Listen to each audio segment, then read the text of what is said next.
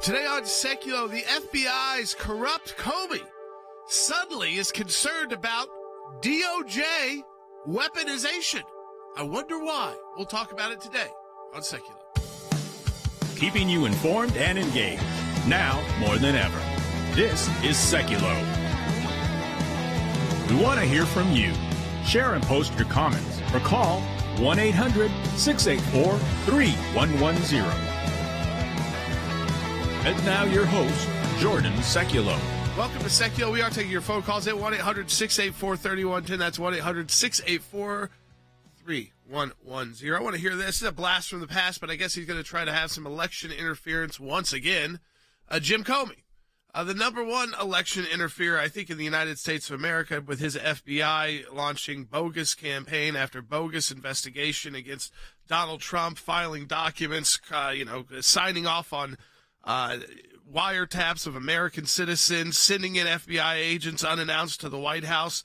Of course, all of this, all these individuals were exonerated, but Jim Comey believes, you give the job of the president over to Donald Trump, and Constitution gives the president a lot of power to act legally to come after bad actors like me. And he's very concerned that if Donald Trump comes back, Jim Comey might be in his crosshairs.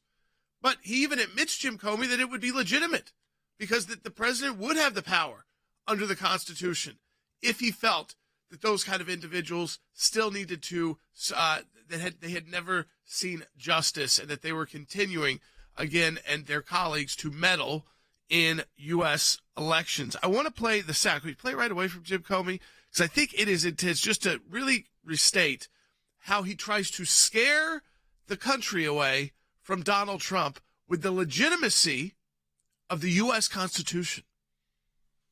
And so our Constitution really does give a rogue president, which is what this would be, tremendous power to destroy. And so that's why I'm trying to warn people.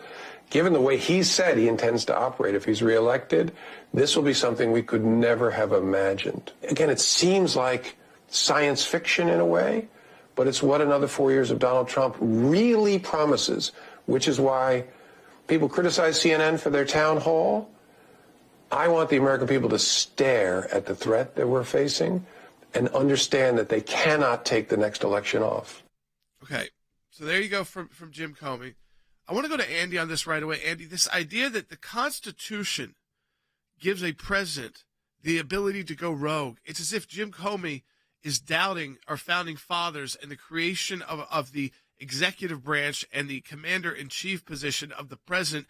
But what I think he's really concerned about is the Constitution gives the president legitimate authority to go after bad actors within the federal government who are trying to subvert the will of the people. Well, Jordan, that's absolutely correct. We have what's called a unitary executive in the United States. The president is the executive branch of government, and everybody operates under the executive. But when you talk about a rogue president, you're talking about, this is the last person, Jim Comey, in the world who should be talking about a rogue, because he is the epitome and the absolute poster child for a rogue, a man who during the chaos of the administration sends in 2 FBI agents to snoop around to find out what's going on, and does it, and very proud about doing it, who sends false warrants to the FISA courts containing false information, who is behind every weaponization of the Justice Department, the FBI, of which he was the director and of which President Trump terminated him. And now he's saying that he is scared that there's going to be a rogue president of the United States is going to be after him. If there is a president and he's reelected and it's President Trump, guess what? He ought to be after Jim Comey. Yeah, I mean, this is, I think, where we stand right now. When we come back, we've got even more from Jim Comey on how he believes that the DOJ and FBI will be weaponized. That's right, and it is rich seeing his checkered past when it comes to weaponizing that very same department under just a few years back. Because he's worried that the Trump team would weaponize the Department of Justice. You mean the weaponized Department of Justice we're seeing right now under Joe Biden, that we saw under Jim Comey, trying to take down a sitting president they were supposed to be working for and carrying out his policies? They ignored those. They just wanted to focus all their time on taking him out of office. We want to take your calls, 1-800-684-3110. Talk to us on the show. We'll be right back on Sekulow. FBI Director Christopher Wray has agreed to deliver a subpoenaed memo to House Oversight Committee Chair James Comey. The document alleges that during his vice presidency, Joe Biden engaged in a bribery scheme to change U.S. policy in return for $5 million to his family's businesses. The allegation has not been corroborated. The document in question is called a FD 1023. It describes a conversation with a confidential source. Those documents include allegations, not verified information, so not an indication of actual wrongdoing. Comer and Grassley have gone back and forth with the FBI on where they could view this document. They want the FBI to physically hand it over. We have a responsibility oversight. If they do not comply and allow every person on oversight, Republican or Democrat, that's their responsibility as members of Congress, to see this document, I will move contempt charges against the director. They're redacting parts of it, so there is something sensitive in there. They want to protect the privacy of the person who brought it forward. I think it's absolutely something that should be reviewed. This is an allegation that our president of the United States took a bribe from a foreign national in exchange for their tax dollars being spent to a country for foreign aid. I think every American is concerned about public corruption. Former members of the intelligence agency protected Joe Biden and his son during the presidential campaign. I mean, they talk about Russian interference in the elections. The Justice Department interfering in our elections and covering up the truth is a much bigger problem. Congress, they got to really push hard. They've already been abused to date. And I understand, there's negotiations because it's a political matter, but we don't have time for this. We really don't. I mean, the president is president. There's concerns that he was compromised 6 ways to Sunday, and the FBI seemingly has had information that people suspect wasn't followed up on.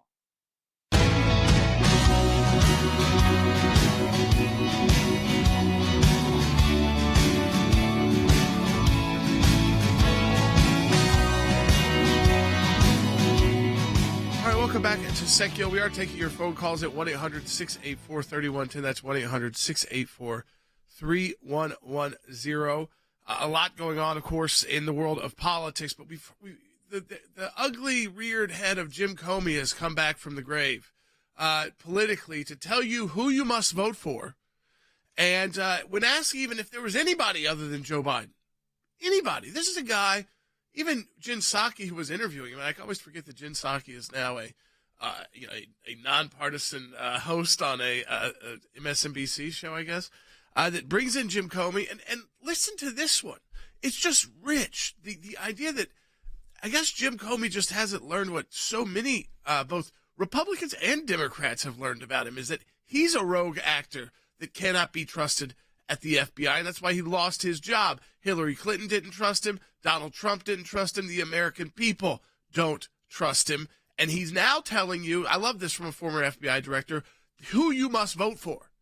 That's really rich also, considering this is Mr. Rogue FBI Director Jim Comey. Take a listen. You were a Republican most of your life, but voted for, and you may still consider yourself one, but voted for Biden in 2020. Do you intend to vote for him again, or is there anyone on the Republican side you might consider if it's not Trump?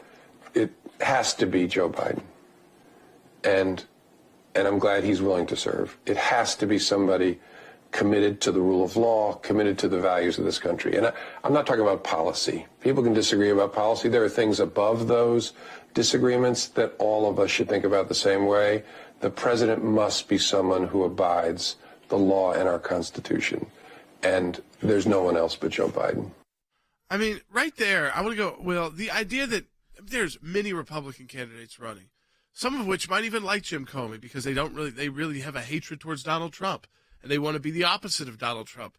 And yet he doesn't even think there's one of those that should be considered by the American people. He believes that the Republican Party is the party that wants an FBI not to be corrupt, a party that wants the FBI not to play politics, and I guess he just doesn't accept that? We talk about the deep state here a lot at the ACLJ, and this is kind of the perfect example of what we're talking about. What he wants is a president who's going to look the other way and see a Department of Justice and an FBI that is going to run themselves by unelected bureaucrats and not follow the trajectory that the administration would like. And that is, in this case, he thinks that Republicans will dismantle the weaponized DOJ. And as we see Republicans trying to do in the House of Representatives right now, trying to get to the bottom of things that are irregular, things that are seeming to stink of politics, to be very swampy. That's what Republicans currently are trying to do. They're trying to say, hey, DOJ, maybe stop going after pro-life protesters and letting people that firebomb abortion clinics off the hook.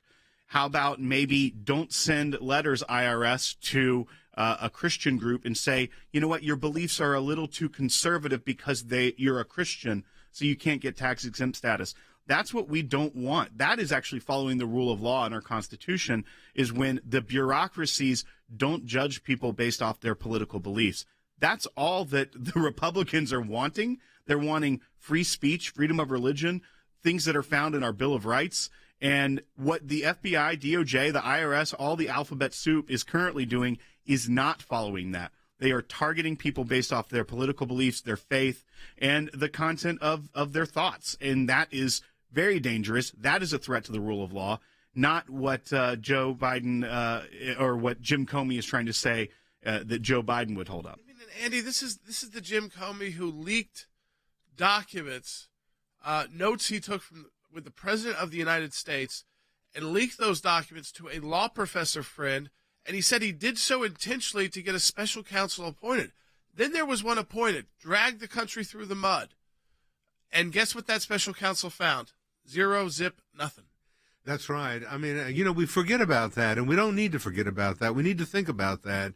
Jim Comey actually engineered, by leaking to a friend of his, a professor, information of notes that he had taken with President Trump. And when asked about it, as you said, Jordan, he said, "Why'd you do it, Jim?"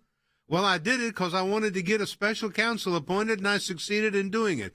Who are you to do something like that?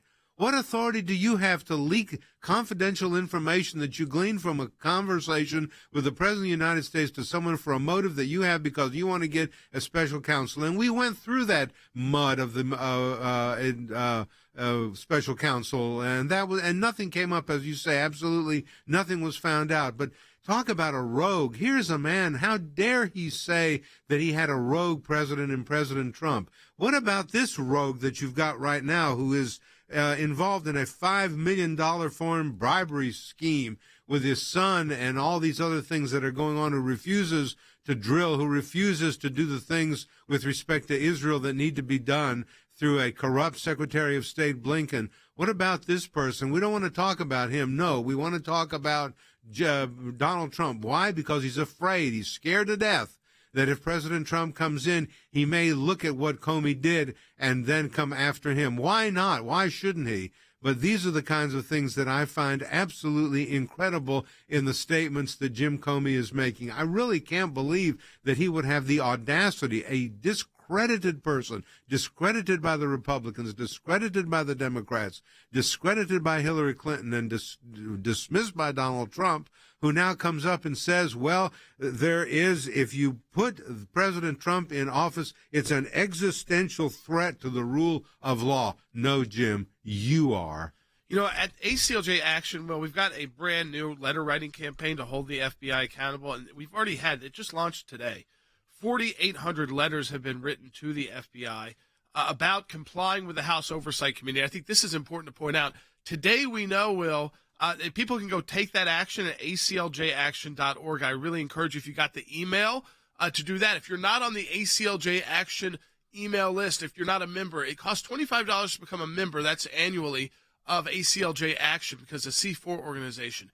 But you don't have to be a member to sign up for the email list or to get involved in the grassroots campaigns and the tools we have there to launch. And it makes it very easy to send these letters directly to those who need to get them. So in this case, it was over 4,800 before we even started the broadcast today. And I've got an update on that, which shows the power of ACLJ Action and the tool that people can go to. We're now at 6,200. Wow. So the increase in letters being sent is just keeps going up, and we can see the effect that we'll get from what this ties to is that when Congress asked for oversight, Will, they asked to see that FD 1023 form from the FBI. First, it doesn't even exist. We can't even tell you if it exists. That was what Christopher Wray said. Then he when he was going to be held in contempt, he finally admitted it does exist and said, hey, you can come over to the FBI and read a redacted version. And then Comer said, no, we're Congress. We have oversight ability. We're going to hold you in contempt. And then finally it's, okay, we're going to bring you the document. It's today that they are bringing the document. That's right. We will then learn, I think, Will, if what Comer and others are able to analyze in this document, if they feel that the FBI was being forthcoming. I know there's likely going to have to be some redactions in those. I understand that. But for members of Congress, that should be the most minimal redactions possible, the least redactions possible, if any, because of their specific role in oversight. And what they are really trying to get to is whether or not this information was ever investigated, or, well, I think this is the news story, was it just treated like the Hunter Biden laptop? Was this just Russian disinformation? And that's what we saw. And that's something new that they're trying to say this information was, just bad info from our Russian enemies. And that's what we saw from Catherine Herridge's reporting over at CBS last week, that the thing that they're really interested in getting to the bottom of is the FBI treating this politically? And that's what we're concerned about. That's what the Oversight Committee is concerned about, is that they're getting information that is verifiable, and that in some cases, as Catherine Herridge reported, is verifiable, and they had verified, but then because of the implications of it, it gets labeled later as Russian disinformation, or it gets put into a different computer tranche that makes it harder for the investigators to access.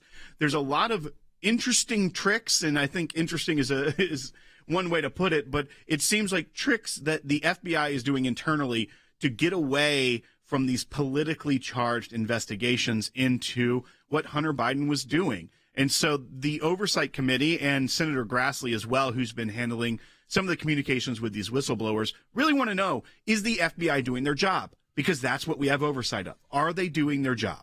Yeah, again, this all gets to that bottom line. And, folks, we're going to take your calls on that, 1-800-684-3110. The FBI, listen, we know we need serious reforms there. We need a president who is willing to go in and put in those reforms. We need a Congress that's going to back them up. We know that this House of Representatives would, but we'd certainly need a change in the Senate as well, because we've got to go in there.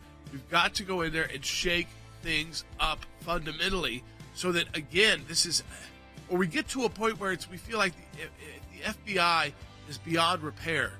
We're also putting our country at risk, because they are supposed to be doing very important work to keep you and me safe, our kids safe. And that's the work they should be doing and focusing on, not politics, not their former directors telling us there's not a single Republican you can vote for. You either vote Democrat or you're voting chaos and you're voting destruction. We'll be right back. When we see something, when we hear something, when we're concerned about an issue, we don't just talk about it. We do something about it. And that goes to our Government Accountability Project. If we allow leaders in Washington, D.C. to make decisions behind closed doors, unaccountable to the people, then we are going to get skewed and corrupt decisions. There are lots of other places that do lots of important work for America, but the ACLJ has taken up a lane which is irreplaceable. The Freedom of Information Act, that's a statute that allows us to get information from the government. It starts with a letter from our offices in Washington to these agencies. And it says, give us this information on these topics. And generally, they don't. And then we go to court. We go through a series of lengthy negotiations back and forth about what they'll give or what they won't give. We may get tons of information that's redacted, and we have to then go back and say, you redacted too much. We can't really find out what you're giving us because it makes no sense. So it goes through a process of litigation. That is how you get information, and that office is going to be more active now more than ever. The ACLJ has been extremely active in vigorously seeking to hold these bureaucrats accountable. We have filed hundreds of FOIA requests. We have received over 20,000 pages of documents in our litigation. Holding them accountable, holding the Biden administration accountable so that all Americans are able to have faith in their government. We will up our efforts. We will not stop. You're finding a nugget in a gold mine. Occasionally you'll come up with something that is really a bombshell, but you have to persist in doing it, and that's what we do. That's a little bit of what we do through our Office of Government Accountability, and of course that comes under our Office of Government Affairs. So your support of the ACLJ supports all of that.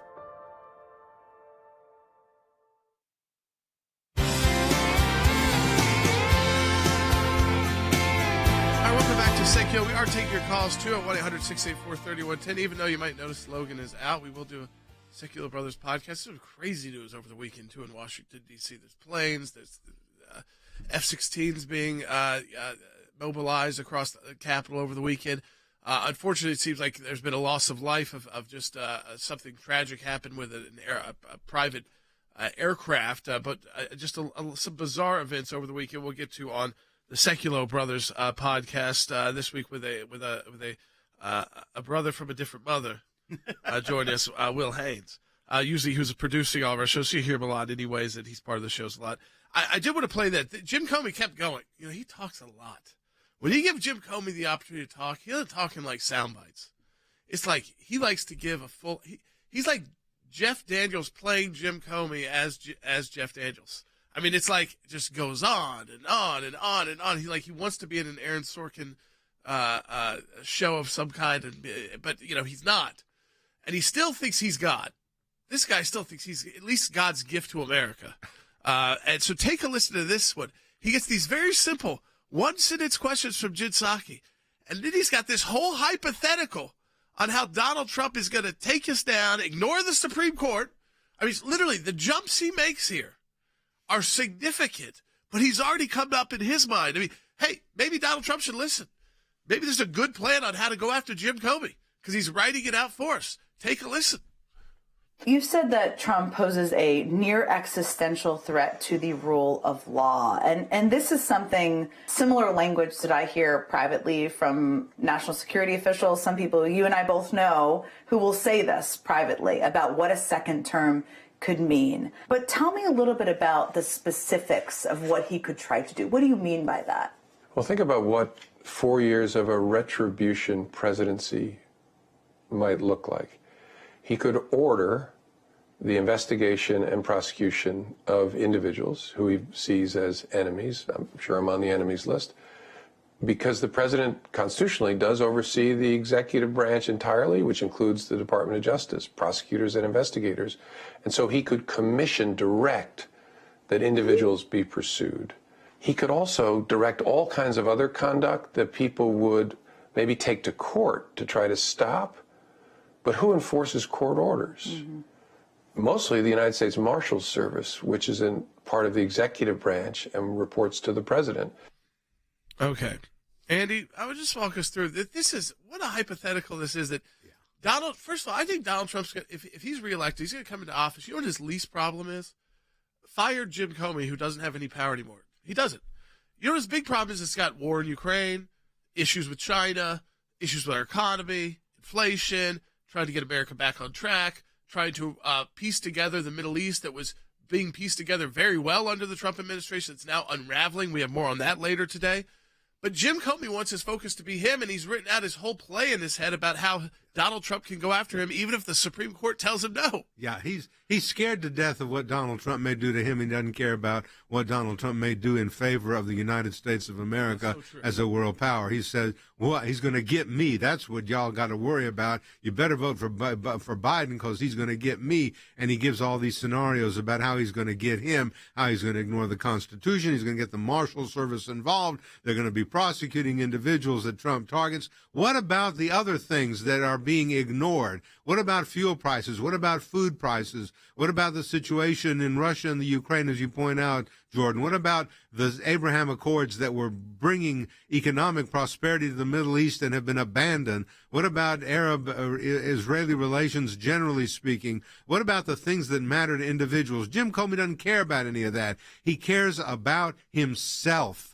He gets on MSNBC and he talks about himself. Oh, it's going to be terrible. He's going to a presidency like Donald Trump's is going to be terrible and horrible for who? For me, because he fired me and he's going to come after me and all individuals that he's going to have retribution for. Let me tell you, Donald Trump doesn't care about that. That's over with and done. He cares about the country nationally, things that Joe Biden would not be competent to think about. That's the things that a presidency, in my estimation, would bring back. And, of course, he can't let up on the fact that the Russians, they would love to have President Trump back. That's what Jim Comey said. Take a listen to this one. Given his affinity for Putin and his outlook on the war, do you expect Or should we expect Russia to interfere on his behalf in 2024 if he's the nominee? Yes, of course. I mean, Vladimir Putin does not want Joe Biden to be president of the United States for reasons that I hope the American people see, because he acts in our national interest. He would very much like Donald Trump to be president again, because Donald Trump is, for reasons I still can't explain, very, very fond of Vladimir Putin. He has said in his speeches that stop calling these people crazy and insane. They are smart. You can be evil and be smart. They are cunning. They have ruled for decades. They've been able to keep a hold on their people, and they have stayed in power. So don't underestimate their strength. That does not mean I love them. That just means know your enemy. Know who you're negotiating with. And by the way, did Jim Comey not listen to the fact that Donald Trump said he would literally, his work between transition if he became president and taking the oath would be making sure that war in Ukraine was ended. But you see, they see that as being pro-Putin now. That war coming to an end. And let me tell you something. Who didn't invade countries when Donald Trump was president, but did invade countries every time Joe Biden was in the executive branch? Russia. They took over Crimea when Biden was vice president. Russia invaded Ukraine when Biden was president. Why didn't they do that under President Trump? They were scared of President Trump. So yes, he plays up a relationship. It's a relationship that works. Why these guys love full-scale war, want to put us on a path to invading Russia, which is exactly what they're doing right now, is sickening to the core of our country. But they are the leaders of mis and disinformation. The fact that he just comes out, Andy, and says, are the Russians going to interfere in the election? Absolutely yes. That's like Adam Schiff. We still don't have a lot of evidence on that, except for some Russian bots on Twitter. I mean, we're still obsessed with Russia and the interference of Russia in the election. Let me tell you, folks, and let's get this straight. Russia did not interfere in the election. That is nonsense. The Mueller investigation did not show any of that. No one has shown that. The Russians did not interfere in the election. The election was otherwise decided. It was not decided by Russia. And the fact that he says, I respect Putin and I understand how he operates does not mean he likes him. Look, there was Churchill dealt with Stalin. He had to deal with Stalin. He didn't like him. He knew what Stalin was, but he dealt with him because they respected him as a leader in what he was, and vice versa when you were dealing with Roosevelt and with Churchill. And it's the same kind of thing. You don't have to like national leaders, but you have to respect them because of what they are. And I don't think that Putin would have invaded the Ukraine if Donald Trump was president of the United States at the time. Why? Because he's scared to death of Trump. That's why. As you pointed out, Jordan, all these invasions, Crimea under Obama, the Ukraine under Biden, they did it because of the weakness of the United States. Ain't the case with Donald Trump as president. You know, folks, we work on all these issues at the ACLJ. Of course, we live these issues working them with the President of the United States, but also continually do so through our ACLJ Government Accountability Project and our FOIA work as well. Support the work of the ACLJ financially at aclj.org. That's aclj.org. We got a second half hour coming up. Give us a call. We're going to start taking a lot more of your phone calls. There's a lot more to talk about. 1-800-684-3110. We're getting some more politics as well. We'll be right back on Sekulow. So I'll admit it, folks. Sometimes I don't make the best food choices. And the CDC says I should eat 6 cups of fruits and veggies a day. Zero chance it's happening. I got young kids, I got job, I got places to go, people to do, all these different things going on. And it's not, even if it was 6 cups of fruits and veggies, it's probably not the right 6 fruits and veggies. Let's all be honest. But according to a massive study, surprise, surprise, if you eat healthy, you live longer, have less heart disease and diabetes, and less cancer. And this is what's key from our friends at Field of Greens. And we want you to try Field of Greens because it works fast. They have this, the biggest benefit, I think, to Field of Greens is the Better Health Promise. If you take Field of Greens, and you do it a couple times a day in a beverage of your choice, and at your next doctor visit, if your doctor doesn't say something like, whatever you're doing, keep it up, you can return Field of Greens for a full refund. We've got you started 15% off your order. Plus, get another 10% off when you subscribe. Use keeping you informed and engaged. Now more than ever. This is Sekulow. And now your host, Jordan Sekulow. All right, welcome back to Sekulow. We are taking your phone calls to 1-800-684-3110. That's 1-800-684-3110. Before we get into news on Saudi Arabia slashing the oil supply and Tony Blinken saying, we don't want peace between the Israelis and the Saudis because what about those Palestinians?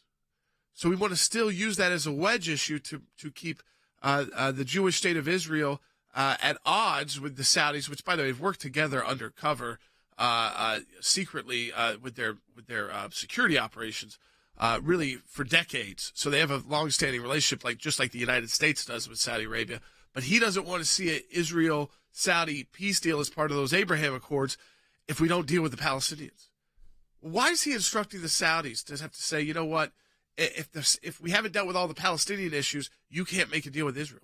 Maybe the Saudis have said, you know what, Palestinians, you've been given opportunity after opportunity after opportunity to make things right, and you keep failing. So we're going to move forward as a country, and when you actually want to come back to the negotiating table and act like adults, yeah, we'll be there for you. We'll assist, but we're not gonna ignore the world moving forward while you stay in 1955. I think that's really important to point out. So we're gonna get into that as well. But Will, I do think we should take some of these phone calls. People can hold on. Yeah, let's go to Rob calling from Michigan on line 1. Rob, you're on Sekulow. Thank you, sir. Yeah, I want to add another book that you guys need to read as well. The book that I mentioned to your screener is called The Red Thread: The Search for the Ideological Drivers Behind the Anti-Trump Coup by Diana West. In that book, she quotes Comey as saying, "I'd moved from communist to whatever I am now. I am not sure even how to characterize myself politically. Maybe at some point I'll have to figure it out." The other book I need to mention is called The Naked Communist, which was published in 1958 by an FBI agent by the name of Cleon Skousen. In that book, he had a list he called the goals of the communists. One of the goals was to discredit, dismantle the FBI. Rob brings up that quote, and it was also in a New York Magazine article about titled "Mr. Comey Goes to Washington" from 20 years ago. So this is, it's out there. And he was talking about his political background, how he's a Republican, but he moved from a communist to being a Reagan voter, but he also voted for Carter before that, and then he ping-ponged around quite a bit. But what is interesting is it seems like some of those communist roots may still be alive and well with him, the way that he would, leak compromise to the press on the President of the United States, or maybe using the bureaucracy to go after entire ideological groups. That's where I really key on is Andy, is that communist leaning that he might have and that he might still like from some of that ideology you read, is that the state, not the individual leader that got elected by the people, but that the state should have the power. The FBI should have the power, not the president. Because when you have the president with power, that's too much like representative democracy, which we have here in the United States of America. We don't really want that. We really want the state actors who are unelected telling everybody what's best. That's what Comey thinks, and that's what Comey believes. It is the state and the bureaucracy. It is the empire, in other words, that has been entrenched for years that needs to tell you what to do and how to do it. And that's the way that he sees President Trump as being a threat to that entrenched bureaucracy, of which I'm afraid shows, Soviet roots, the Soviet roots of the state as being the center of all hope and all elitism. So that's what happens. Yeah, his version of a rogue president, going rogue, is the president going after and trying to rein in the state apparatus, not going after the people. When you hear that, that's kind of trying to tell people he'd go after the people. No, he's trying to help the people by go after the state apparatus. You help the everyday American by making sure the state apparatus isn't out of control when they try to come after you for whether it's the IRS banging on your door because you're a whistleblower to Congress. I mean, the list goes on and on here. We've seen it with pro-life protesters, with the FBI showing up to them, school board meetings and the FBI showing up there. This is not where the FBI trying to infiltrate traditionalist Catholic churches instead of focusing in on the drug cartels, the number one cause of death in America right now. It's not terrorism. It's not Islamic extremism. It's fentanyl. And it's not domestic violent extremism. It's fentanyl. And you know where it comes from? China, and then through our southern border. That's where their number one focus should be at the FBI. We'll be right back on Sekulow. Concerns are growing about U.S. gas prices after OPEC decided to reduce oil production. The move cuts production by about 1 million barrels a day. That is the nation's lowest oil production in 2 years, and the result could mean higher gas prices for Americans, at least in the short term. It's unknown whether or not Saudi Arabia will extend those cuts. Saudi's cut in oil production supports the sagging cost of crude to balance 2 earlier cuts in supply by OPEC countries, but you don't care about all those details. Right now, gas prices are hovering around $3.55 per gallon. That's what you want to know. Gas Buddy giving us that data. The move by Saudi Arabia, its biggest in years. How do you see it impacting prices beyond today? We're seeing the pop right now, but in the near term. I think Saudi Arabia will do everything that it requires to keep prices close to the $80 per barrel. That's roughly its fiscal budget break-even level. Some states could see the average price go up 5 to 10, maybe even 15 cents over the next couple of weeks. But the real game changer here is the long term. Watch over the next few months as this production cut continues, or at least from Saudi Arabia. It's going to put more pressure on oil inventories. And keep in mind, U.S. oil inventories, even though prices are lower this year, you'd expect supply to be up significantly. But total commercial U.S. oil inventories, including the SPR, are down by over 126 million barrels from last year.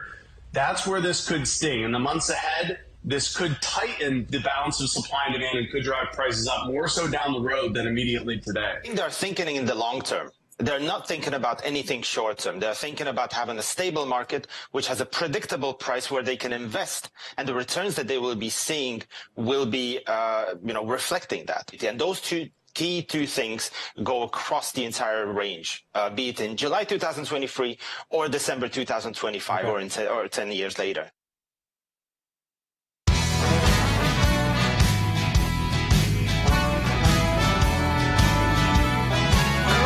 Sekulow. You know, when the world could become a safer place, Tony Blinken's got to step into it. We'll get to that in just a minute. I do want to take another call on the FBI. And when Jim Comey rears that ugly head, I just like, can't he just go away? He's written some books. Can he just, some like nutty liberal college, will you just hire him so he can just stop feeling like he's got to insert himself in the nation's politics? I would imagine, Republican or Democrat, don't take your political advice from Jim Comey.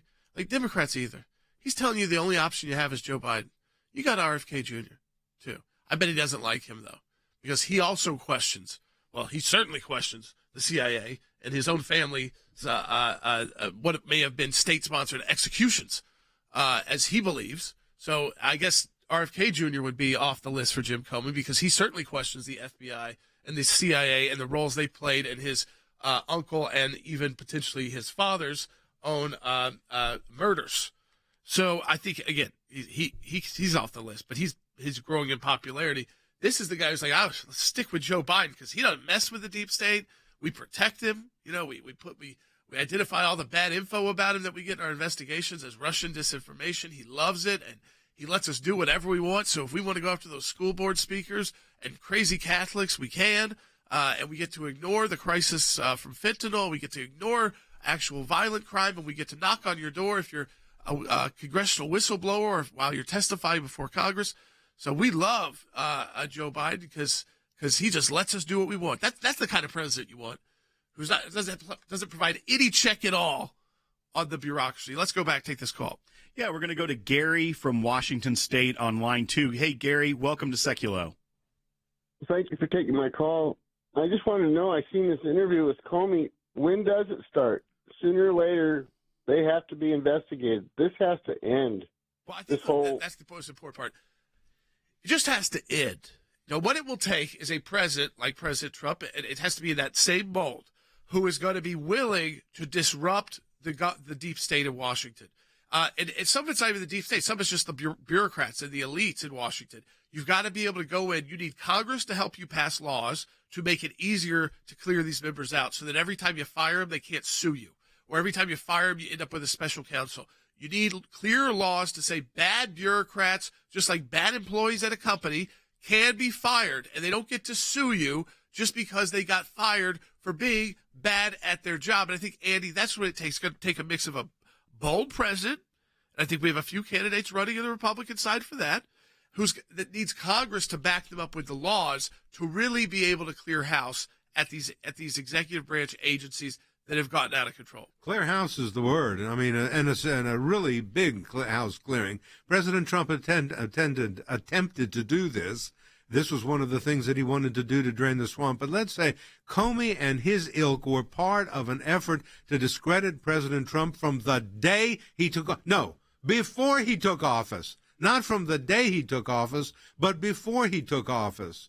And that continued. Every single thing that he attempted to do to clean out the bureaucracy, to clean out the imperial general staff that has been entrenched in there, they opposed him at every turn. Remember, Biden has been in Washington for 50 years. Since he was a senator 30 years ago from Delaware, he's been in Washington 50 years. And this guy is not giving up power, and Comey loves him because he represents the epitome of that leader that can be manipulated to do what the bureaucracy wants to be done. That is the key here. This is not, Comey's aim is to keep the bureaucracy in place and protect himself from prosecution for the misdeeds that he performed. Watch for your gas prices to go up because since we've cut all domestic production here in the United States so significantly, it made it more difficult to start new production because the Saudis have decided, the Biden administration hasn't been too good to them. They're going to stick it to them again. Saudi Arabia said just yesterday, it would cut 1 million barrels of oil a day as part of a deal between OPEC and its allies. They said it was one of the most contentious production meetings in recent years amid concerns over a slowing global energy demand. So the output cut was for July, and on top of previously announced curbs, would be extended until the end of 2024. So this, again, will have a serious impact. I mean, how much of the domestic reserve for the emergency use are we going to have to unload because Joe Biden won't let us actually find, if you just find news sources, if you reopen the construction of Keystone, prices start dropping before the oil even flows because it's all based on futures markets and predictors like that. Right now, when Saudis say we're cutting back for at least a year through 2024, that's going to, again, this is the middle of summer. The prices are already going up, and I feel like the prices are going to continue to go up. But we have an administration that isn't really willing to rebuild the relationship with the Saudis, and they're willing to stand in the way of a historic peace deal. I cannot think of a more historic peace deal than one that would involve the Jewish state of Israel and Saudi Arabia, which is the birthplace and home of Islam.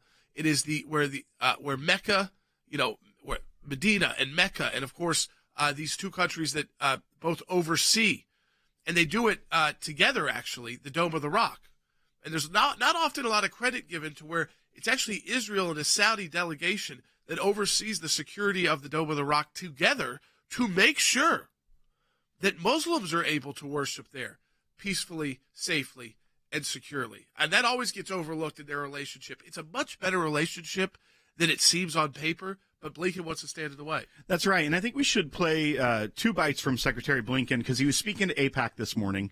And the first one sounds kind of good. It is what most of the headlines coming out of his speech were reflective of. But I think there was some lazy journalism, and a lot of people missed the caveat he added to it. So first, we're going to play bite 11 of him talking about normalization between Israel and Saudi Arabia.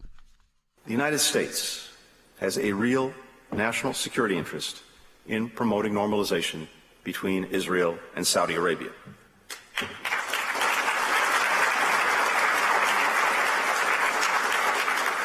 We believe that we can, and indeed we must, play an integral role in advancing it. Sounds wonderful. Great. Right. Maybe it sounded like he's going back to saying, you know what, those Abraham Accords that we kind of have been doing nothing with, maybe we should restart using those since it works so well for the Trump administration. It shouldn't be a partisan issue at all. This is about making America safer and our allies safer. So I don't care if it's President Trump doing it or the Biden administration doing it because it benefits everyone. It benefits us economically. It keeps our country safer. But he didn't stop there, Will. See, that's the problem. He didn't stop with, let's encourage it. Let's kind of do what the Trump administration was doing, which is let's make it first about an economic interest and then maybe even more tourism so more Muslims can visit their holy sites and Jewish business people could go to Riyadh or even think about investing there, building jobs there. But no. We really are nowhere close to the U.S. wanting it to be there. That's right. And he goes back to the old John Kerry, really the playbook for Democrats as far back as you can remember, by adding a condition to this. And this is the part we want to key in on. It's bite 12. Integration and normalization efforts are not a substitute for progress between Israelis and Palestinians, nor should they come at its expense. So again, what he is saying is that there should not be a peace deal between, or any kind of integration and safety framework with Israel and Saudi Arabia unless I guess we call it the Palestinian Question is solved once and for all, which, by the way, talking about a question that's been going for thousands of years, depending on how you want to look at history. And even in modern history, you could say over 100 years. And because there's not one Palestinian. There's two. It's divided. One part is controlled by a terror group, Hamas. The other is by a former terror group in the West Bank. And they have been unwilling really to negotiate. Other Arab countries haven't been able to deal with them either. They got kicked out of Jordan. The Egyptians want nothing to do with them because they come in and they cause riots and violence, and they support terrorism against those leaders, against other Muslims. And they make partnerships like with Iran, like Palestinian Islamic Jihad. But he's saying unless you solve that, which, by the way, very difficult, if not impossible to solve, when you don't have a party or two parties on the Palestinian side willing to even come to the table. So that until that happens, then I guess, Andy, the Saudis can't make a decision and say, you know what, we've been supporting the Palestinians since our existence. Right. They will not take our advice and make a deal with Israel. But we're willing to make a deal with Israel because we see a bigger and better interest in dealing with such a strong economy. Putting aside some of our religious and political differences, we think we can make a stronger Middle East that could stand up to Iran if we partner with Israel. That's the key here, is economic prosperity by partnering, and that's what the Abraham Accords attempted to do. It promotes economy, it promotes tourism and things of that nature. Why this passion on the part of Blinken and Biden for the Palestinians who can't even get together themselves, who are a terrorist organization, and yet we have that passion and we're willing to substitute a Saudi-Israeli accord because of our passion and our desire to protect the Palestinians who are themselves unable to do anything. You know how many years it would take before the Palestinians could even try to figure out who would lead that delegation to negotiate? I don't know if they ever could come to an agreement. We'll be right back. Take your calls on Sekulow, 1-800-684-3110. Support our work. Donate today at aclj.org. You know, we have an office in Israel. We have a direct interest in all of these peace deals. In my time in service, both as the CIA Director and the Secretary of State, I watched the good work that the ACLJ was doing here in the States and all across the world. The ACLJ's work at the UN, overseas with the European Court of Justice, is incredibly important. We have on our team lawyers, non-lawyers as well, that are policy experts. They're all engaged in foreign policy issues. We have been focused on protecting the nation state of Israel, particularly before the United Nations. We don't shy away from the battles that are going on at the UN and just complain about them. We actually try to go in and do something positive and actually affect change. The risk of a incomplete or unsolid relationship between the United States of America and Israel is real. Israel is very important to the ACLJ, and we will always fight for Israel's rights. We had a series of cases at the European Court of Human Rights, primarily dealing with religious liberty. And as Secretary of State, I saw this too. Nations that had more religious freedom were on firmer footing. They had better democracies. America has always been the world leader in religious liberties, in freedom of conscience, in freedom of speech. We've taken the First Amendment, and that has been our cornerstone. It's to defend the rights of people of faith and others that are having their rights abused. We not only hold our government accountable, but we hold other governments accountable. You have to keep the battle going when it's not cool anymore, when it's not the number one story on TV. You have to actually be committed to fighting it out, or else you'll never win. The ACLJ's front and center on this, whether it is going after the deep state, whether it is litigation that we're engaged in. Your support of the ACLJ enables us to do all of this. Go to aclj.org today. That's aclj.org.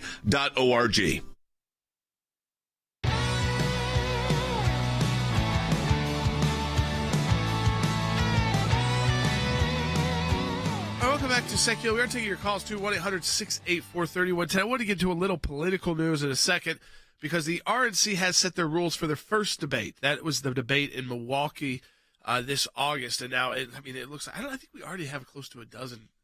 Seems like at least 10, if not, and it looks like there's going to be more. I think Pence announces this week. Chris Christie announces officially this week. So Mike Pence filed the paperwork today, but also Chris Sununu told CNN during this hour that he is declining to run for president. So that does drop one of the potentials. And it reopens New Hampshire to really a battle between, I think, DeSantis and of course, Donald Trump. Right. Because Sununu would have garnered a significant amount of votes. And if you were a campaign, you'd have to think, okay, home state, governor of a small state, how much are we going to put resources in here? Or are we just going to write it off as, of course, he's going to win, and you move on. So now he's decided he had no path to victory. There's some things I like about Chris Sununu. Some of the things I don't like about him are his stance on abortion, specifically, and life. But again, he's out now, so that should make New Hampshire more interesting. But I do want to take some phone calls as well before we get into just the interesting, because we talked about with Sean Spicer once about how this needs to be done. We don't know about the details about who will get to ask the questions yet, but we do know how you'll make the debate stage. We'll get to that in just a minute.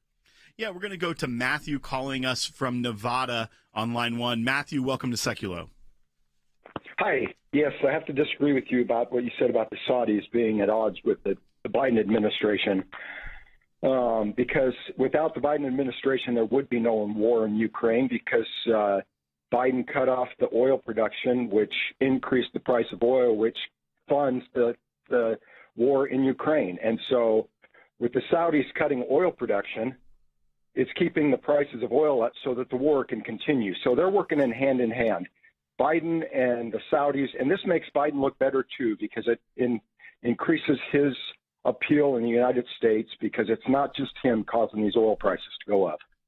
Yeah, I think so. You're saying that the Saudis cut oil production, and then Biden can blame them instead of blaming the war in Ukraine. I think is what I'm trying to understand there. Listen, I'm not sure the Saudis they're not a real big on instability.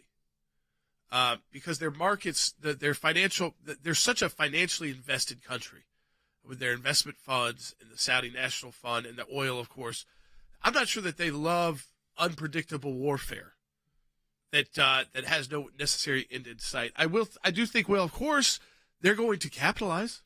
Sure. I do agree to that extent. Like, if events happen outside of their control in the world and they're able to capitalize on it to increase their coffers, they will. And I think early in the war, they may have been looking at that potential because of all the U.S. sanctions against Russian oil and things of that nature.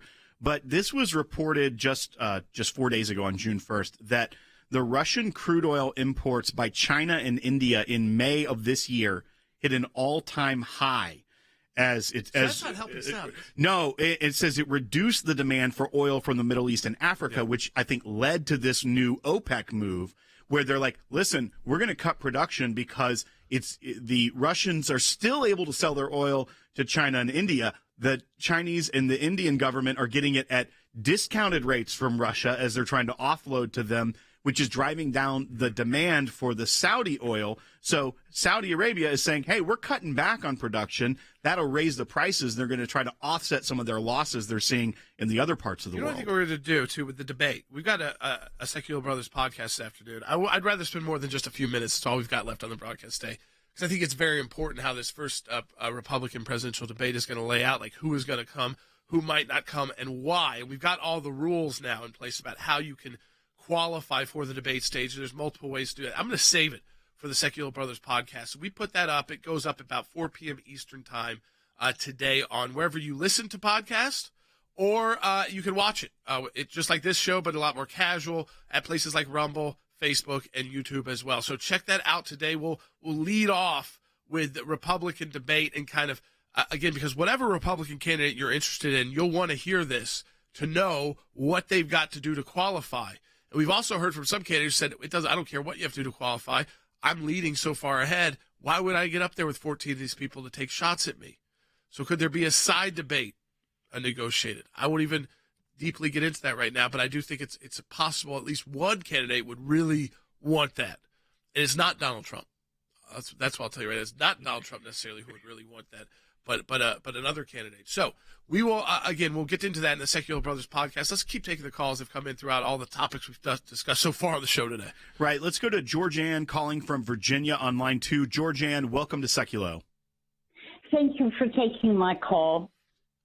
Thanks, Georgianne.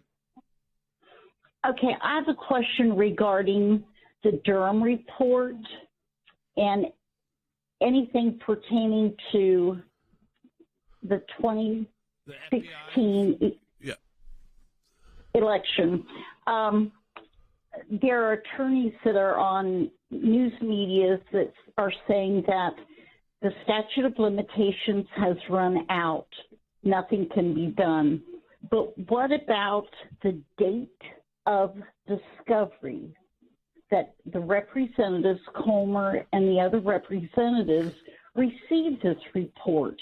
So you're talking, I guess, I think about the FD 1023 FBI form, which is, again, just when a confidential informant comes to the FBI with information. They don't even know yet, and nowhere is anyone alleging that the information is accurate or not. They have two questions, Andy, for FBI. One is, did you investigate it? Or did you just toss it in the file as Russian disinformation? That's really what they want to know. Right. That's it. And that's what they're getting. That's what they're pursuing. Using it to prosecute, where we'd be way far away from that. And that would be more like an impeachment, actually. Well, I think so. I don't think that's... There's no timeline on that. No, there's no timeline on that. And the date of discovery, there's no statute of limitations that runs until you discover something. The statute of limitations does not run until it becomes known, and then you calculate that from that time forward. Yeah.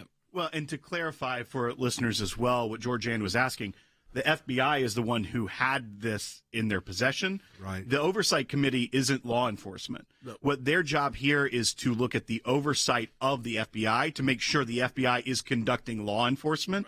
Right. And if there were a question where, did they run out the clock? That could be something that the Oversight Committee could then decide how they're going to fund the FBI going forward if they're doing political investigations. Jim Jordan's letter they sent last week, how many FBI agents are working with Jack Smith, the special counsel going after Donald Trump, on the classified documents at Mar-a-Lago. Now, the Pence one, that got closed. So how do you close that without closing the one on Biden and Trump and just moving on and letting America decide who they want to vote for President of the United States? That would be my preferences. Let's move on and have let Americans decide. But he asked directly how many of the agents working with Jack Smith worked on the Trump investigations. I can't wait to know that. Because I have a feeling it's not going to be zero. It's going to be, because these are the people out of Maine headquarters, and then the Washington, D.C. field office. Those are the two main offices that were used to always investigate Trump, and that's where Jack Smith is getting his people from. Because those people, as we talked to Rick Grenell about, worked on investigation they know was bogus and false from the very beginning and never said anything about it. Rick went so far as to say they should be fired from their jobs because they make the FBI look so bad. But how many new Peter Strzok's and new Lisa Pages are still within the FBI working to try and bring down Donald Trump? Jim Jordan's got that question out there. We should have an answer to that soon as well. Remember to check out the Sekulow Brothers podcast. We're going to get into the first Republican debate. It is this summer, folks. Not long away. Support the work of the ACLJ. Donate today, aclj.org. We'll talk to you tomorrow.